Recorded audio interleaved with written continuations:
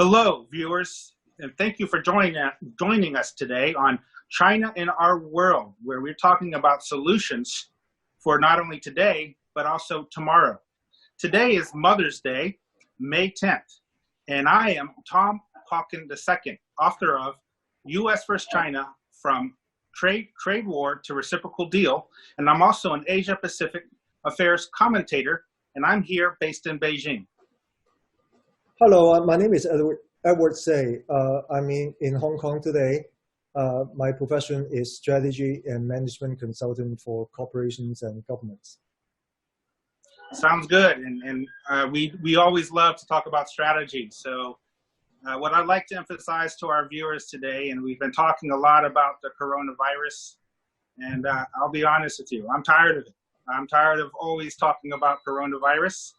And I think many people are also, I know it's a serious pandemic, and I know a lot of people have died from it and gotten sick from it. But my sense right now is that people want to change and focus more on economic rebound, on how to recover from the coronavirus.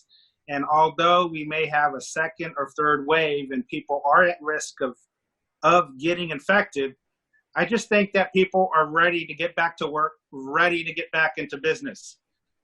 So Edward, what is your advice for our viewers about how to get back into business and how to return to economic recovery mode? What's some of your suggestions right now? I'm talking of this from a standpoint of China. As you know, Tom, China sort of in a way stabilized the coronavirus pandemic earlier than a lot of other countries. And China has started the economic recovery process. It's still not 100%, of course, but it's on its way. I think all the indications are showing that it's heading in the right direction and with pretty good speed, actually. I think there's still a lot that needs to be done. However, in the process of economic recovery, I certainly can see a lot of opportunities for a lot of collaborations between the governments. The government in China, meaning not only the central government, but many local governments. For example, Tom, you live in Beijing, right? Beijing is a major municipality, over 20 million people. It's a huge municipality, and the municipal government of Beijing actually is a major enabler for a lot of activities to go on in the local economy. In addition to the government side, there's also the enterprises. And in China, as you know, there are the SOEs, the enterprises that are owned by the state. But there are also a lot of private sector enterprises, which includes both Chinese-owned private sector enterprises as well as foreign-owned enterprises. And they come to China and they operate in China, invest in China, and so on. In my view, we're going to see a huge amount of investment that's going to be made by the government, initiated by the central government, but implemented by a lot of local governments, and also private companies are going to be participating in the change. So I see a scenario or a set of scenarios where there's a lot of public-private partnerships, collaborations across companies, across SOEs, private companies, as well as foreign companies, to go together to go after the opportunities that will be created out of the investments by the Chinese government, out of the innovations and the inspirations that many of the Chinese entrepreneurs are creating, and as well as, of course, the ever-evolving demand pattern changes from the Chinese consumers, right? As you know, Tom, you live in Beijing, you see how the demand of the consumer change every day, and they keep on upgrading, they keep on sort of demanding new ideas and new things. And it's always a very interesting market for companies who can offer innovative products to the consumers. Yeah, and I agree with you. Stay on innovation, and I'm also happy to hear you mention about public-private partnerships. I've had people ask me, Tom, what do you see as the really next big business trend? And I have been telling everyone, and this is not just for China, but for the world. I see public-private partnerships, what we can call PPPs, really transforming the world. Because of, and actually, I think actually this pandemic has created that scenario where public-private partnerships become more important. And the reason being that because you have economic hardships, you have less money available for the private enterprises, whereas the governments want to spend more money to help with the recovery. So I think what you'll see now is sort of this transformation of private enterprises working more closely with local governments for funding. And I'll also let the viewers know, in case they've never visited China or Beijing, and I'll also include Hong Kong. You'll go to certain neighborhoods, let's say in Beijing, like the Haidian district, and it's known as a science and high-tech neighborhood. So where all the big science and high-tech companies in Beijing is in this Haidian district, which is in northwestern Beijing. A lot of that started from this concept of public-private partnerships where they get reduced tax rates, they get better office rates, and also some subsidies if they focus on science and technology in certain districts. So I think what you're going to see is a lot of these new districts open up. But since I haven't really been to America that often, are they trying to do this in America as well, or is this just something new for the U.S.?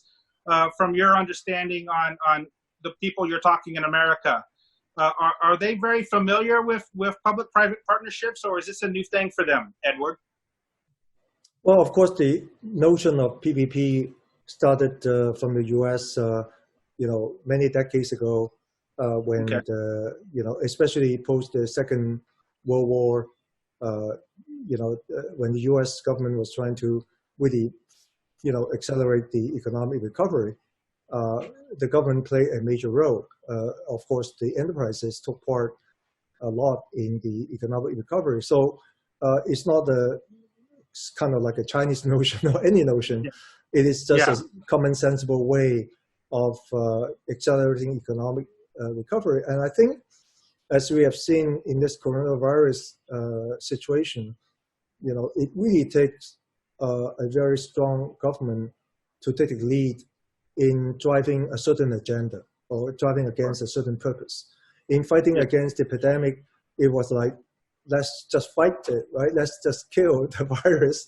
Yeah, and you focus. That's a focus, right? And you need the government to take the lead.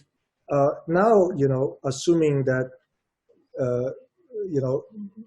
at least in China, the pandemic is somewhat largely over. Sure. And also in the US, I think it's also a good time to really investigate how to regenerate or re-examine the economic recovery as well. And so how do you actually kick start? And the role of the government, in my view, is going to be very important as well, because it provides the funding, it provides the direction, it provides, where the priorities are. And of course, it provides, opportunities for enterprises to get involved. So I say, in theory, there's not much of a difference between what we will see in China as well as what we see in the US. Of course, the speed, intensity, and extent and so on could vary depending on the level of execution. Yeah. And also, I think something to point out from the American side is that the reason I actually did ask you about PPP, whether or not it's popular in America, is because America is so well known as a free enterprise, free market system that something like PPP was viewed as socialist or even communist. And so I was like, but you're right. It did start in America, but we didn't look at it in the same way as maybe we're going to look at it in the future. And I think maybe worthwhile to really examine that, because you need to draw the line where you think you feel comfortable with from a social political standpoint. Yeah, and that line could vary depending on which country, because it depends on the political system, the culture, the context, and so on. It may not be the same for every country, but nonetheless, it's important to examine that as a possibility. Oh yeah, and I agree, and I think you're also right in what you're hinting at is that governments are going to play a stronger role, and that also includes in the United States. You know, and most Americans, we tend to be sort of anti-government. It's just our nature.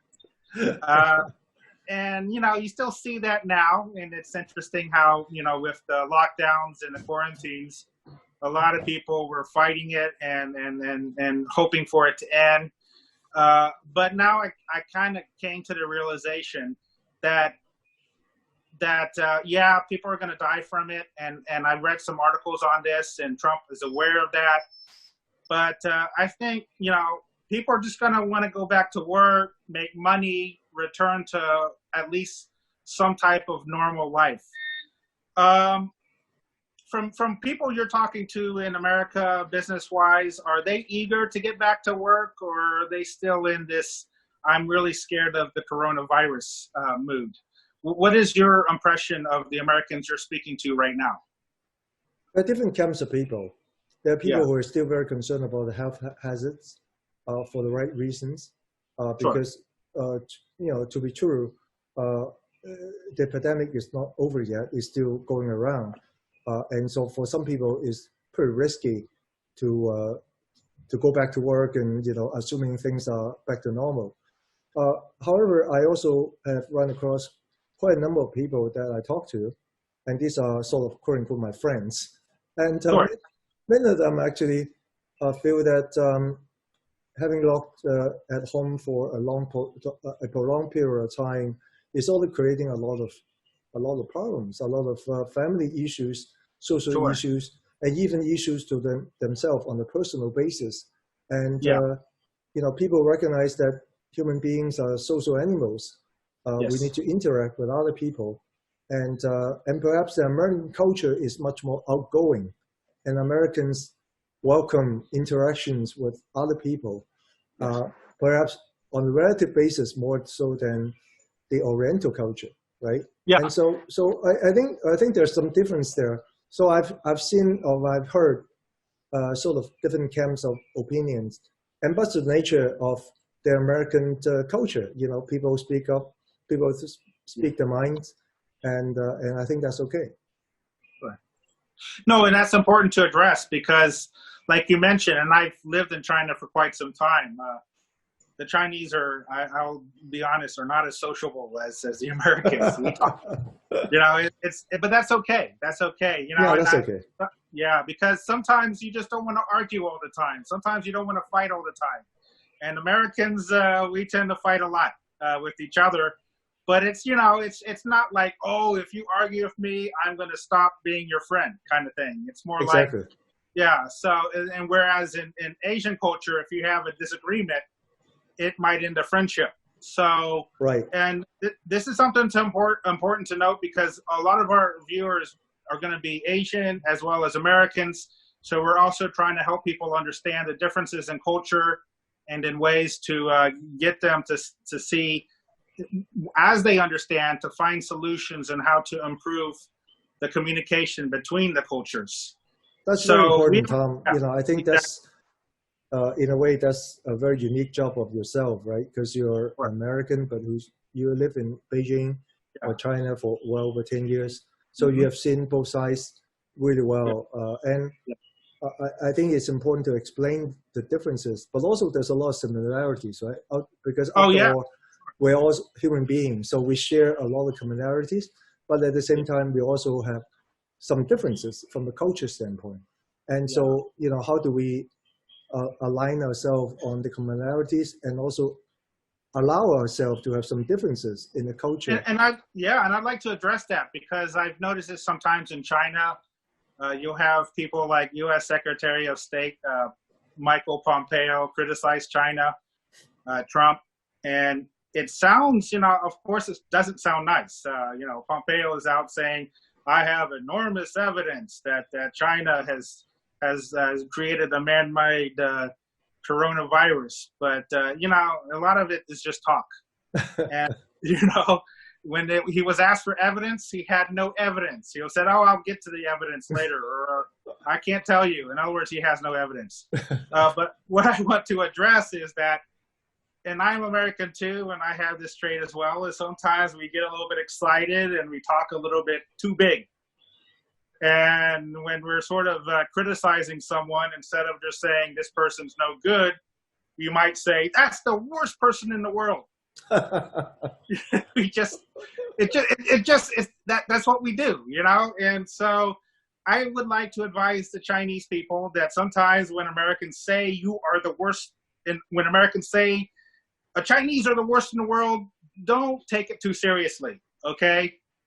What happens is, yeah, go ahead. I can relate to that, Tom, because as you know, I studied in the U.S. I lived in the U.S. for, almost 20 years, not quite, Sure. but over 15 years. And I also worked with American headquartered international consulting firms for several decades. And so I understand the culture. I think, what you described about the way that the Americans communicate is both a strength and a weakness, of course. It's a weakness, as you described already. Yeah, but it's also we're not diplomats. But it's a strength because it stimulates discussion. It stimulates ideas, and some of the ideas, frankly, can be pretty stupid. But out of 99 stupid ideas, maybe there's one good idea. And of course. I learned that along the way as I study, I live and I work in America. There's an American way. That's the strength of the American system. Of course, the Chinese system also have its strength as well. The Chinese system, mostly because of the combination of the Confucian system, the Taoist system, and later on, we borrowed the Buddhism system from the Indians. We have a spiritual part of how we think about the world, which came from mostly Taoism and Buddhism, which is, as you know, a combination of how we think about universe, the life, and so on. But also, very pragmatically, we got the Confucianism, which is basically is just a way to organize things in a pragmatic manner. It's an organizational method, and that organizational method encourages order and efficiency over, perhaps in some cases, openness and freedom and so on and so forth, right? I mean, it's a balance. And so I think America came from the Western sort of roots. China came from its own roots. We came from different backgrounds. And so we end up, for now, in a very different place. But it doesn't mean that we are fighting against it. We need to fight against it one another, right? There's a lot that we can work together, as you said. And part of the reason we have the show, and you encouraged me to start this, is to let people know that China wants to collaborate with America. And I've talked with Americans, and I've even had this talk with somebody from New Jersey recently, and he wanted to let me know that although the Americans on TV and the news reports and the politicians are really criticizing China, most Americans do want to do business with China. They want to have friends who are from China, and they can't communicate. So I think these are important issues to address, because what you see in TV news reports is much different than what it is in real life. When I visited the U.S. in December, I actually was shocked. I was scared to go to the U.S. I thought everyone was going to hate China. And then when I told them I worked in China, I thought they were going to be all angry and how terrible you are. You're promoting the Chinese government. You should be ashamed of yourself. But instead, I got a lot of positive messaging. I said, Tom, you're doing a good job. Keep up the good work. That really impressed me. I think you're right. Tom, first of all, I agree. I think you're doing a great job, and actually a very valuable job, because you are creating the bridge between China and the US, right? And I think that's very important. Second, I also share the same understanding myself as well, is that, while there's a lot of rhetoric and poster making at the political side, at the Capitol Hill, at the common day people level, in other words, my friends, many of my clients,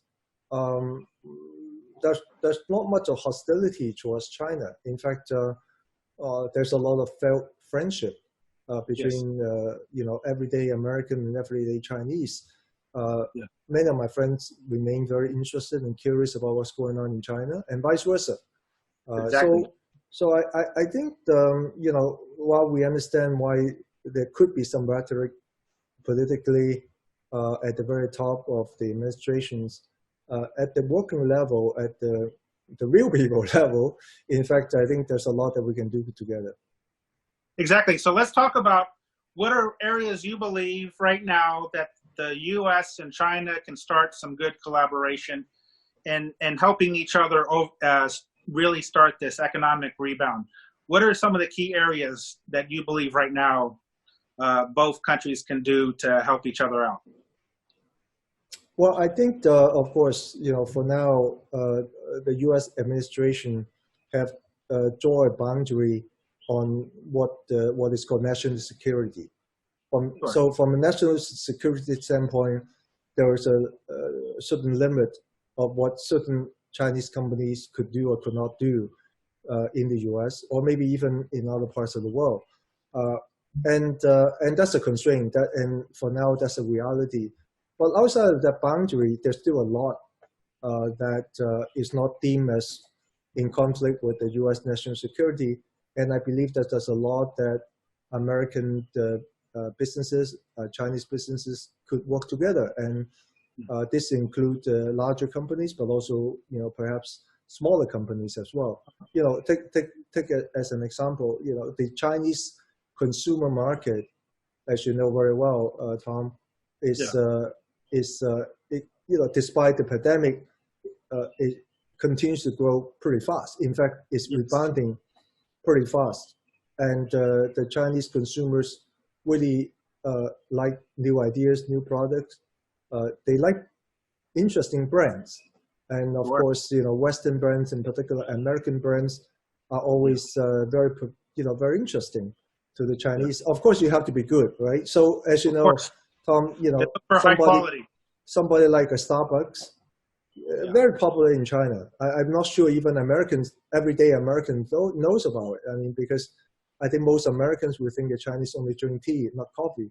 But Starbucks is omnipresent, right? It's everywhere. It's everywhere, and and it's very crowded. It's really crowded. Pricing level is, if not higher, at least a par with the pricing in the U.S. Other brands like Coke, KFC, McDonald's, Gap,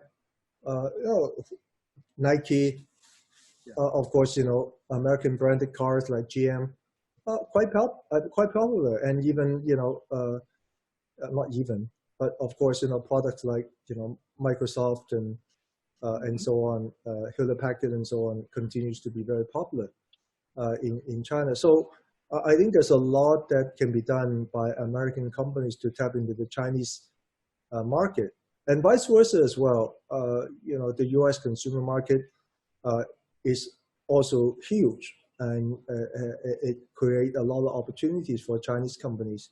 So I would encourage those Chinese companies who are outside of the confines of the national security concerns ought to really look at the American market and to try to tap into that.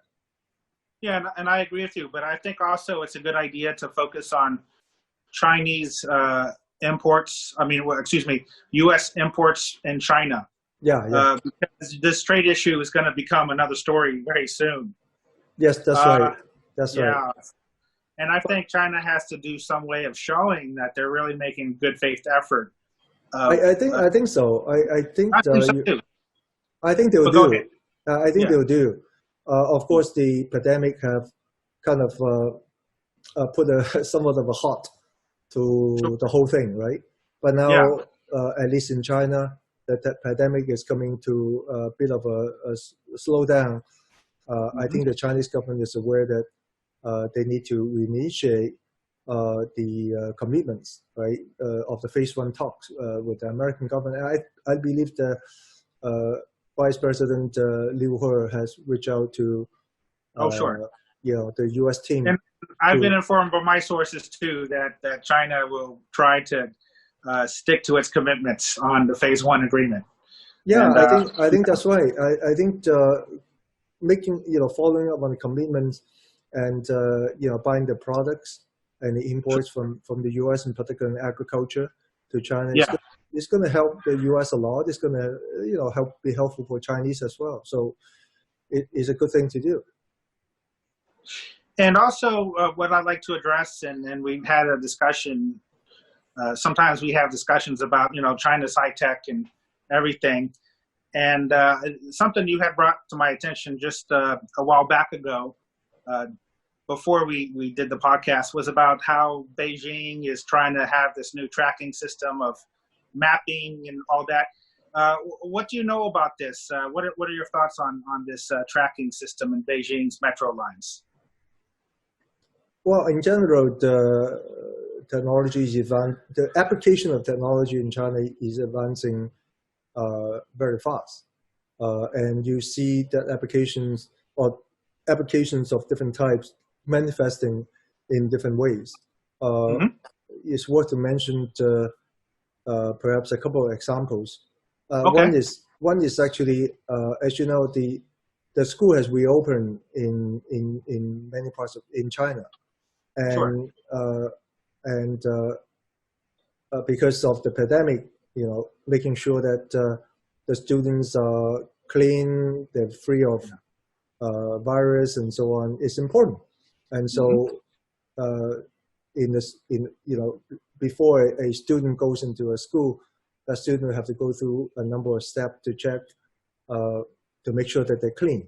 So you got artificial intelligence, you got all the surveillance to check, right? It's not to check your identity, who you are, but it's to make sure that you're clean, and that's and of course the student follow that in a very disciplined manner.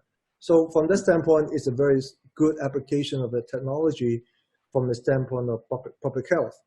In my view, that kind of application would manifest even more in different scenarios, not only in schools, but also in workplaces and so on and so forth, that, with the aim of ensuring that we won't get this pandemic happen as easy as what happened just or before. at least you can track it better next time. You can track better, right? You know if somehow a certain person have an early signals of some kind of issues, you can track that person, right? I think that's the idea. Second example is what you mentioned within some of the subway system or metro system in China. We already began to see how the subway system had now using the holographic technology as the way to represent maps, the subway maps, on the screen, and subway in the cabins. I didn't see the holograms yet. I'm looking for them. I'll look for the holograms. It's in Shenzhen, what I showed you. Oh, okay. But nonetheless, of course you say, well, I don't need to have a hologram. I could read the usual map, and that's all. Of course, that's right.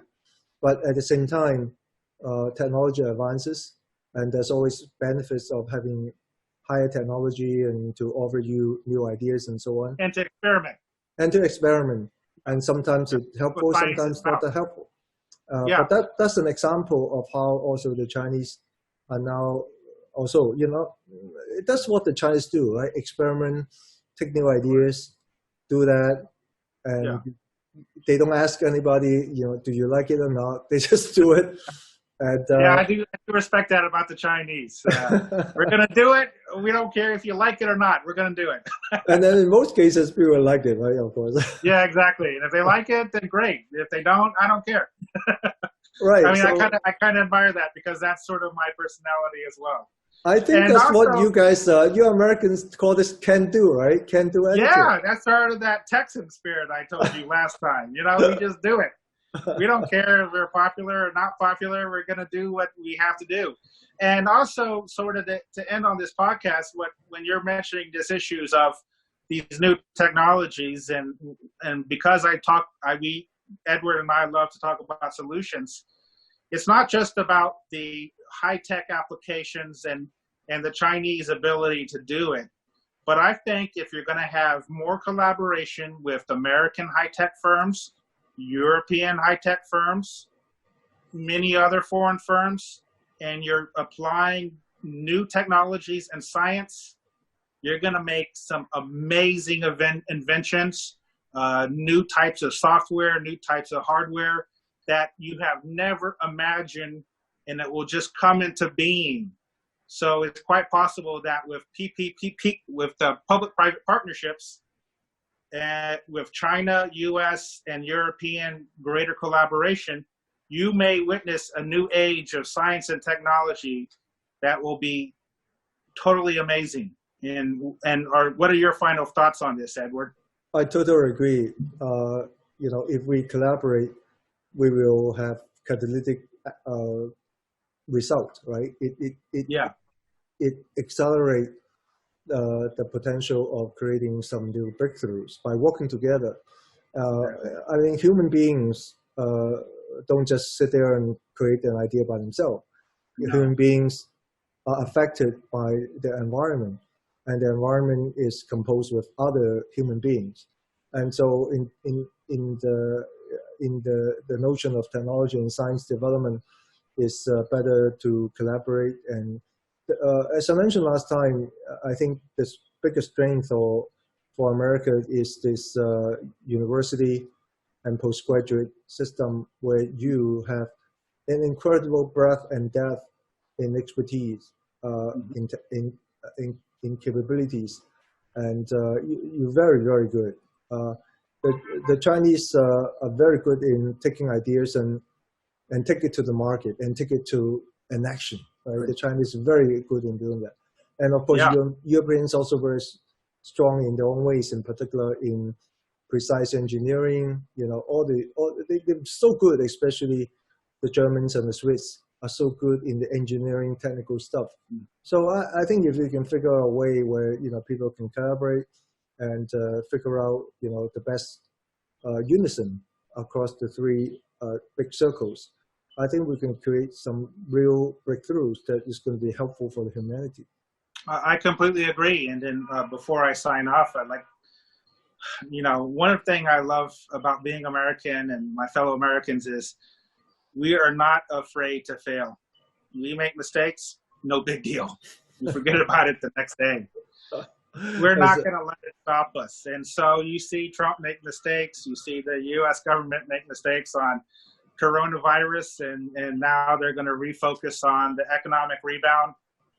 And trust me, the mistakes are just going to be forgotten. And I think that is very important to have, a good spirit to have, because the reality is if you worry too much about mistakes, then you're going to be afraid to move forward. And since we're talking about solutions and about how to move forward, let's just, let bygones be bygones. Let the arguments that China and U.S. has, that was the past. Let's try to move forward.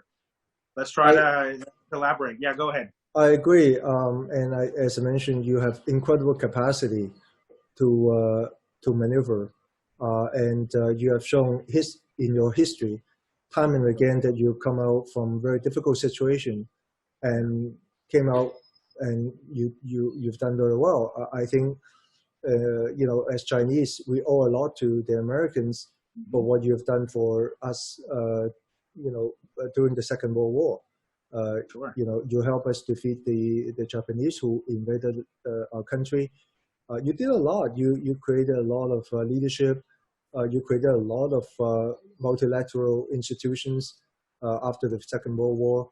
You demonstrate to the rest of the world that there's a way that the world works on the institutional basis that everybody can participate in that. And so I think you, as a country, you have an incredible resilience, and I think this is another test of your resilience. And I'm pretty sure that you guys can really get out from it and recover and do a good job. And along the way, work with the Chinese as well as perhaps other countries I could see at the fringes there could be some glitches, and people, as you said, some people would argue this and that and so on. But at the core of things, it is how can we make the world a better place? That's the core. Totally agree. Right? Yes. And Yeah. America have demonstrated time and again that you have demonstrated a good ability to lead the world. And a lot of the world, many parts of the world are looking for that. And Sure. And also a lot of parts of the world are also quite confident that you could do that because they believe in your system. And of course, the Chinese also have demonstrated. The Chinese have come a long ways since 40 years ago. You know the history, you know the story. The Chinese have figured out their own way as well. And both ways are, in my view, are fine. It's just different paths, but with the same objective of trying to help, our country respectively to be strong. And in the meantime, hopefully we can create a better world. So I agree with you, Tom. I look forward to the American government to really in a way be very successful in the economic recovery, and you provide global leadership again in your own ways. Yeah, because if the U.S. succeeds, the world succeeds. China can succeed as well. And also, China has done an amazing job enduring the coronavirus. They were the first to be hit, but they were the first to basically to recover, and everything is already returning almost back to normal here in China. So we'll be continuing our dialogue, and I believe for the next few shows, we'll be talking about the economy and how China and the world can move forward on this. So good talking to you today, Edward. Thank you, Tom. Always good talking to you. Okay, always. Okay, good.